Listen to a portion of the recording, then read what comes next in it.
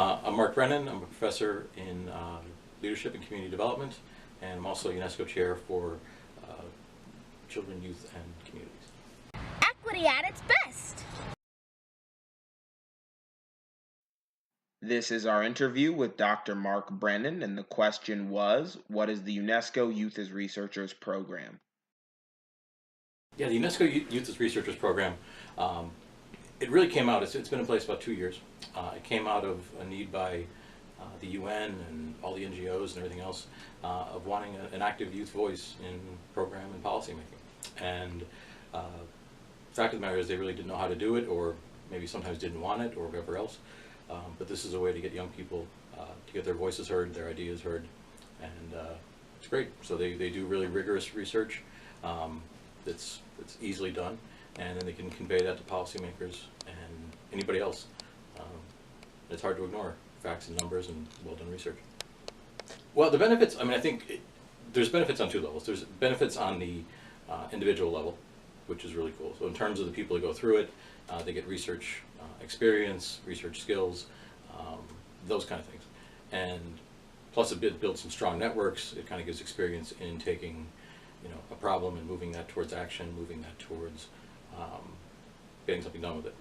And then on the other side of it is part of the reason we created the program was that young people, youth, they've always been the driving force of social justice, of change, of things like that, and they are much more in tune with the conditions on the ground wherever they're at. And this allows much better information to be presented to program policymakers, governments, whoever, if they want to actually make change happen. And if they don't, this empowers youth to go around them or go through them. The youth can put their findings on YouTube. They can put it on infographics. They can do all that sort of stuff. So it's empowerment, but it's also social change.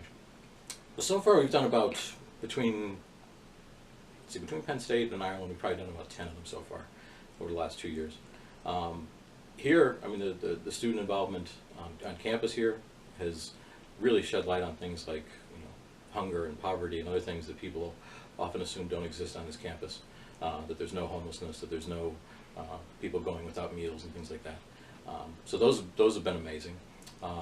We did it in Philadelphia with a younger group in North Philadelphia, which was a very tough neighborhood in terms of crime and violence and other things. And the youth there were really concerned about police racial profiling and violence.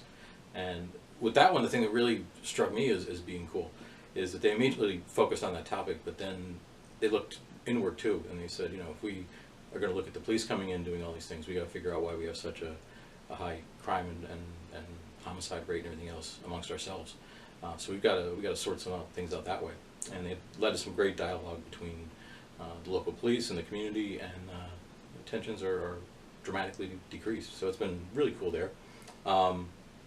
In Ireland, when we did different things there, we looked at everything from mental health in certain communities where people were worried about that. People often think of Ireland as being this, idealistic, nice little green place and everything else, but it's actually got the highest suicide rate in Europe. And youth were concerned about their friends and families, their mental health issues. One of the really cool ones in Ireland was,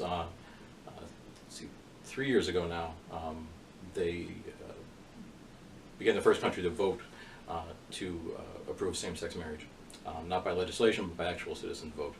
And that led to an awful lot of people coming out and a whole environment that was much more open. And we worked with one youth group in a very, very tough part of Dublin. And they did their research, and of all the things they could look at, they said, this is one of the big things. Many of our friends and others are coming out. If that's not a hard enough thing to do in general, try doing it in one of the most tough areas of Dublin.